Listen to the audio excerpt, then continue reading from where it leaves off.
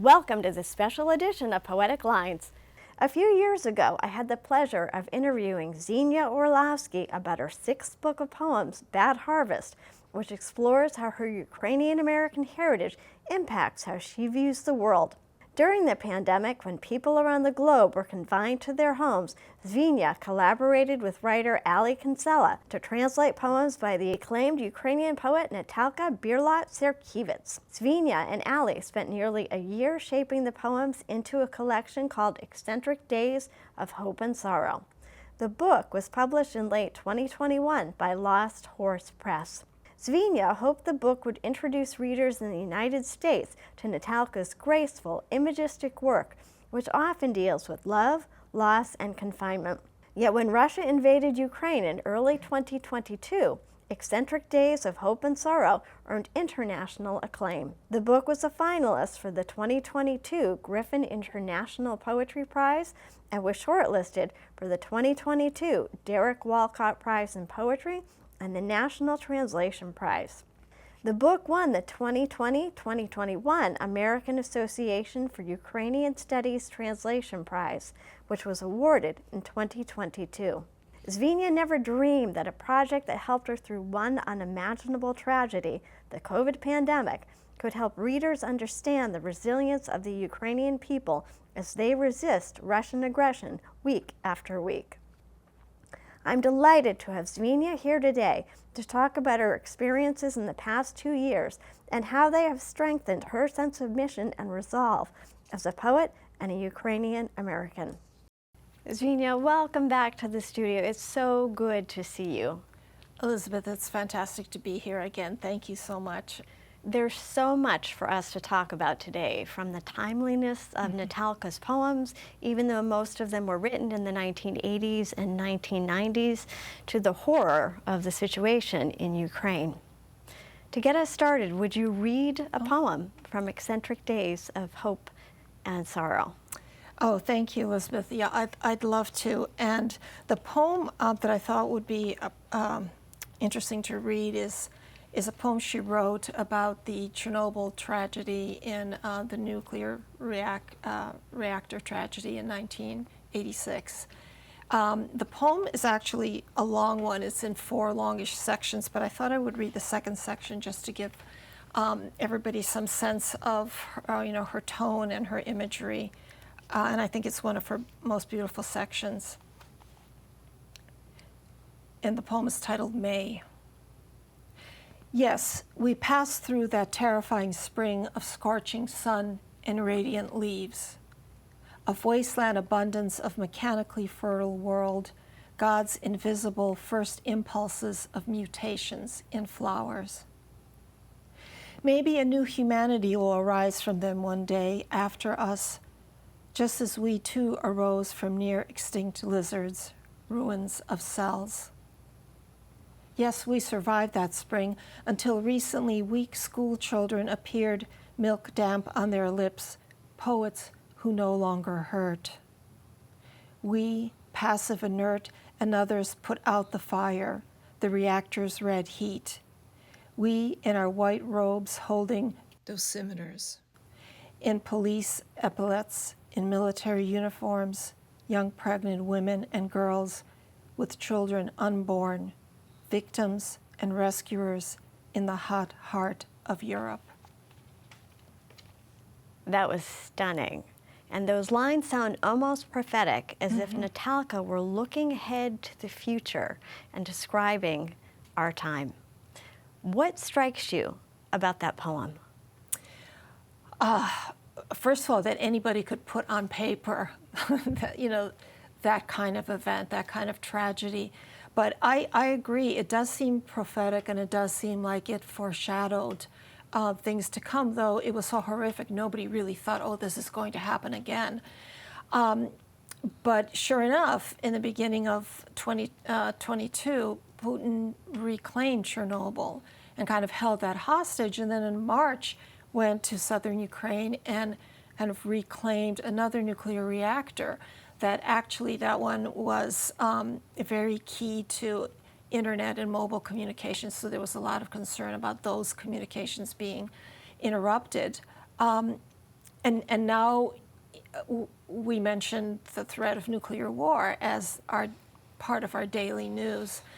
So very much so in that way is prophetic and in a frightening way foreshadowed events to come. But what strikes me in that poem is that even though she in very lyrical ways goes through what that experience felt like and to survive it, she ends the poem in hope. Throughout her work, she often turns to nature as a reaffirming life force, which it very much is. And her last image refers to, she's standing at a window and she feels a gentle hand on her. It could be a breeze, it could be the hand of her mother, it could be the hand of a lover, but it's a loving hand. And she allows herself to feel that. And through the window, she imagines looking past the courtyard, past the meadow, to a single lizard that she likens, she uses a simile to free wild horses. And I think that's really interesting in and of itself, because a simile compares two very dissimilar things, but she's almost keeping in the line of some sort of evolution from the lizard to a magnificent, powerful, but exemplary of freedom horse. And then she closes the poem back by saying that nature is looking at us with its sentient eye and its pulse and its luring call. So it's almost like, even worst case scenario, everything that's destroyed, nature will come back and it'll call us back. So I think to go full circle from, hearing the helicopters and them trying to establish this tomb to hold in the nuclear fallout, to this singular moment of believing in nature and its restorative ability, I'm hoping, God willing, that it is also prophetic. Please. Oh, I agree with you about that. What a wonderful description of the poem and of the way she viewed the world. Yes. Take us back to 2020, when most of the world was under lockdown. What attracted you to Natalka's poems, and how did you decide to start translating them? I had contacted Lost Horse Press because they have a contemporary Ukrainian poetry series that's really exquisite. And I had contacted them prior to and said I would love to collaborate with somebody on a translation, because after Bad Harvest, my poetry collection, I really wanted to, I had a poem in there called Losing My First Language, but I wanted to regain it. And I thought, I want to do a translation. At the same time, Ali Kinsella was looking for a poet because she translates prose mostly. And she was looking for a poet to translate Natalka's work. Now, I had translated Natalka. I was introduced to her back in 1995 through Zephyr Press. I was invited to contribute translations and co-translation to a seminal anthology called From Three Worlds, New Writing from Ukraine, when nobody, in fact, back then even really knew what or where Ukraine was. So it was really a groundbreaking anthology. And what drew me to her work was that the passion, the kind of, it wasn't confessional poetry, she never labeled it as such, but I'd been raised on mostly like nationalistic, sentimental poetry that rhymed for the purpose of just instilling the sense of a motherhood that we didn't really understand as first generation Ukrainian-Americans. But here was a woman who was writing about lost loves, about insecurities. A lot of her poems translated use the word trembling, and I was drawn to that because of Jean Fallin's statement that everything is an event for those who know how to tremble. So she was trembling over small, intimate things, and it was that passion, that lyricism, the immediacy of the emotion that spoke directly to my heart. So I had translated her in the late 90s, and then we kind of fell out of touch. So when Ali approached me, I thought, oh my God, I would love to recontact Natalka, and off we went. I think you mentioned, with 2020, with the lockdown, how that affected taking on a project. So I wanted to say something more about that. it was a tragic time with COVID, but it was also a really good time to take on a project because you weren't going to be doing much of anything else. So the luxury of having that much work time, you could work up to 8 hours, and sometimes I do. When my husband said, "You've been up there for 8 hours," to allow myself to get very close to another human being at a time when everybody was separating and not touching and not going near anybody else was a really exciting, healing time. So that indulgence, that ability to get close to another human soul was really productive at a time when the opposite was occurring. When you and Allie were translating the poems, what surprised you or delighted you about Natalka's perspective? I think what delighted us or made us feel positive was because she's ultimately an optimistic writer. She doesn't gloss over difficult subject matter, but she repeatedly, sort of thematically, has faith in nature, as I mentioned, and also in childhood. There's a lot of references in her poetry to the innocence of childhood. So there's a lot of hope throughout. What also became of interest to us was because of during lockdown, again, the inability to leave your house, the discouragement to go anywhere. Allie and I were looking at her writing through the lens of that kind of experience. And certainly if you have somebody who's lived through a nuclear disaster, even though she wasn't right there in the restricted zone, but also, she had lived through the Brezhnev's era of stagnation, which didn't allow anybody to really travel outside of Ukraine or come into Ukraine. So everybody was very much isolated. So we were looking at her poems to see where there were spots of actual restricted movement and metaphorically speaking. So, and we were happy to find those themes, and a lot of, she talked about restriction of movement would be being a mother and having a small child. She has one poem that's called, I believe it's called Elegy to a July Storm, in which she says, the storm is devastating, but it's also exhilarating. She loved the wildness of it, and she's explaining how she sees this eternal tangle of streets and boulevards, and they're calling to her, but she says, but where can I go holding this cry close to me?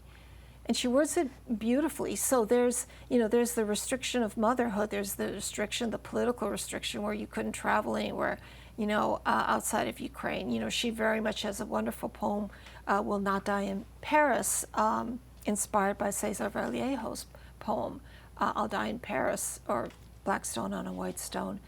And she talks about how they dream of being part of the larger world culture and literary canon, of going to Paris someday and becoming part of that literary scene, and then wondering if that's ever going to happen. And they're restricted to, she says, I know we'll die in our provincial beds and no one will serve us cognac.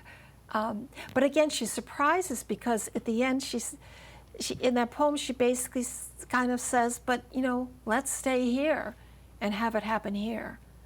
Maybe here is where we're needed, and maybe Paris won't even accept us. So there's so many layerings to her work, and that became the joy in translating it, but also the big challenge. And I'm really glad we had that year of no interruption to take the project on. What were some of the challenges of translating Natalka's work? Ukrainian language specific, and again here I'm so grateful to Allie. Allie has an interesting background. She's not Ukrainian, but she spent 6 years in Peace Corps work in Ukraine and became Ukrainian, which is a very interesting sort of transformation. But her language skills are impeccable, but she didn't know poetry. So she said, teach me everything you know about poetry, because her translations were very, very literal. Natalka leaps around a lot, and I love a leaper, and I love images that double up on themselves, etc. So that was fun for me, but it was a challenge because sometimes I lost my way in terms of what she's trying to say. And Natalka was available to us if we had a question that she'd say, no, I'm actually trying to say this, not that. But in translating, for example, there would be a line that would say, we stood close together. And if I was to decide I'm going to approach the poem from a political point of view, I might think this is somebody who's standing in line in protest.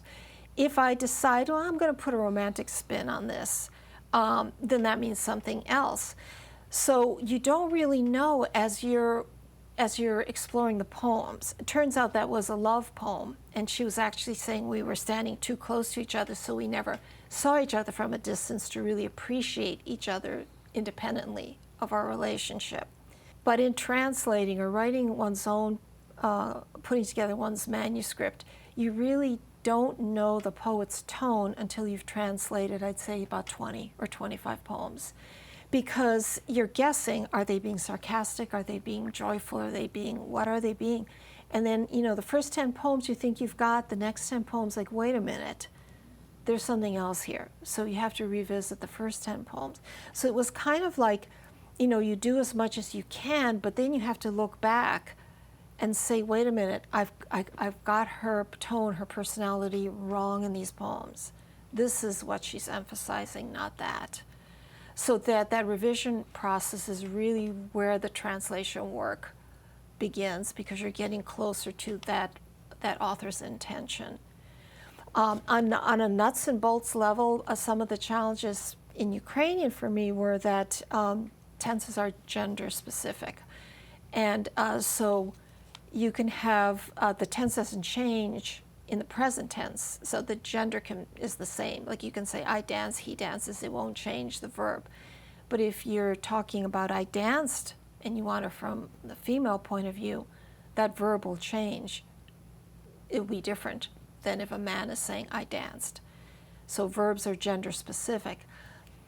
That became a bit of a challenge because Natalka wanted to be a universal voice. She did not want to have a gender assigned to her. I mean, that gets tough because there's relationship poems, what have you, but when she's writing about abstract things, she wanted it to be timeless. She wanted a young person, an old person to be able to voice what she's putting down, a man or a woman. She wanted it to be universal.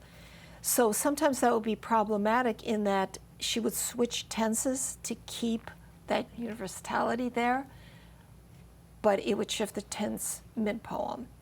So that became difficult. So we decided we would just adjust things for the benefit of the whole poem. Otherwise, it would just look like we have a typo, and the editor, the publisher will question it repeatedly. Also, Ukrainians use a lot of punctuation. They can do ellipsis followed by an exclamation point, followed by an ellipsis, and I prefer to just have a period there. Or I love M dashes because they allow for quick shifts, and Natalka was shifting rather quickly. So she gave us permission to change that, and that was critical to me because I would read an ending line like this, and hers would be indicating to go up. So it's like writing a score. You did have a lot of challenges. Yes. And yes. I can tell you from reading the book that you handled them beautifully. Oh, thank you. How many poems did you work on during that year? I can't remember how many are in here, but I think there's at least 60. But our challenge was that we did not receive a single book of Natalka's, because then you're following the chronology, you're following the movement that the author has already established. We wanted to put together a selection because Natalka hasn't really been published in the United States that much. She's been anthologized. There's a half a dozen poems that were very popular that are in a half a dozen anthologies, a number of them published in Ukraine and that don't really get much coverage in the United States. So we basically dove into probably 6 books of hers and said, let's pluck from those the ones that move us. And for that, I relied on Allie because she could read through them a lot quicker. And we kind of knew that we wanted a certain seriousness. We didn't want some of the lighter poems. But it was hit and miss. And sometimes it'd be frustrating because you would work and work and work on a translation and then find out that it's just, you don't feel you've done it justice or it's not quite going to fit in. But you are working on with a contractual deadline, and they have a minimum page. So if that one didn't work, you have to look for another one sooner rather than later. And my challenge or my delight was after we had the 60 poems we loved, we titled it, and it was my job to shape them into a book. So I had them lying on my floor, and I would kind of hover like an eagle over them and say, okay, this one here, this one's going to go here, this one. But we wanted to move it from, introspection to hard times and then redemption, and end it on a positive note. So that was the general shape, and Natalka was very happy to go along with that. That is fascinating, and I love the title of the book. How did you choose that? I have to give credit here to Allie because she was the one who put it on a list. We both said, let's pluck out, and we had to present this to Lost Horse Press before we had gotten into the poems. So it's very hard to title something that you haven't quite translated. But I saw that on the list, and I was immediately taken to it because I thought this can mean so many different things. Those are universal feelings, hope and sorrow. And I certainly knew enough about Ukrainian history that they've had plenty of hope, they've had plenty of sorrow. They've always been fighting for their independence. The inclusion of the word eccentric really appealed to me because it stressed the kind of unconventionality of two emotions in duality being put together. A couple of things I'll add with this, that the original line comes from a poem, I believe, titled Children, or might be Childhood, I'm not certain. But she had also had eccentric days of happiness, hope, worry, sorrow, and we thought that's too much. That's too much. Let's cut it back, and we got permission from her we kept the original line, with the 4 abstractions there, but as the title, we narrowed it down to hope and sorrow. That is fascinating and a wonderful answer. Thank you so much. You. When we were talking earlier this week, you said that anything you reflect on, you have to let it pass through you. What did you mean by that? Good question. I feel that when we think deeply about something, we're reflecting on it, but I'm also was thinking about reflecting as in returning something, a light source or just anything, reflecting back. And that kind of reflection assumes that it doesn't really affect you because it's bouncing off of you or it's being returned from you. And I feel and particularly since 2000 and this past year, that in addition to reflecting, I was picturing the idea of something, a feeling passing through me, so that when I was translating, to allow it to seep into me, get into my, what I call the library under my skin, but to create a passage through me.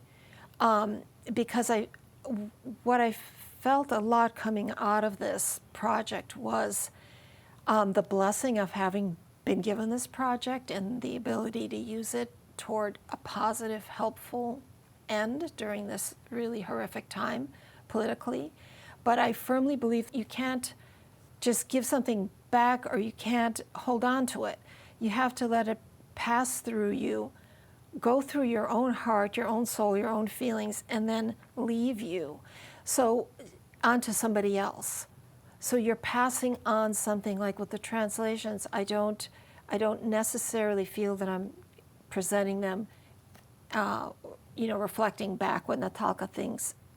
I'm allowing the interaction with audience, the interaction of reading her poems become a part of me. And then as I move on, my hope is other people will translate. So in other words, it doesn't stop here and go back to somebody. it continues through me. It's changed me. This process has changed me, and in that way, what I pass on will also have a bit of me and how it's changed me move on to somebody else. So I think I was just thinking about, like, metaphors and reflections and echoes versus allowing yourself to be passage for something, as opposed to a cul-de-sac or something delightful like that. You pass it on. You can't hold on to it because it's light, You hope. Since its publication, Eccentric Days has been nominated for some prestigious awards. Is that experience bittersweet? It is absolutely bittersweet. I can say that I don't think the book would have gotten the attention that it did in the proportions that it did if this war hadn't occurred, if Russia hadn't attacked. It would have kind of streamed out to those who probably were already interested in Ukrainian poetry, and probably to my students and other people that I'm close to in the literary community who are interested in other international voices. But certainly the magnitude with the war coming on, and it becomes suddenly Ukraine. I was teaching at Providence College last year, and I was teaching them that there is a country, Ukraine, and a lot of students hadn't heard of it. So you go from that to it being on the news every single day and having everybody's attention. But it was because of a horrific situation. So the fact that this book took off was based on that. So that's the bitter part for sure.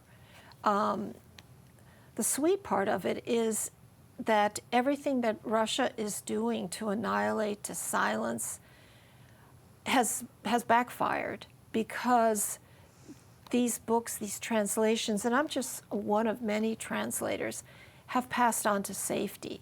They are in libraries around the world. I believe this book is being translated into Arabic for starters, and they didn't succeed in that. So that is really, really the sweet part of it. And also, something else I was thinking about, a language such as Ukrainian, which has changed so much. The language that I spoke, the Ukrainian, had a lot of Polish influence because Western Ukraine had been under the influence of Poland for so many years. My parents, when they went to school and higher education, they had to learn it in Polish, even though they were in technically what's now Ukraine. So my language has a lot of Polish in it. The language that I was introduced through here had some Russian in it, even though this is considered Ukrainian, but Ukrainian language has been Russified over the decades. So what's interesting to me is that as Russia tries to annihilate the language, not to mention everything else, this is a record of the Ukrainian language as it was in the 80s up through our translating it. If you'd like to see the rest of this interview, go to newtv.org/poetic-lines or to poeticlines.net. And check back next month for another in-depth interview on Poetic Lines.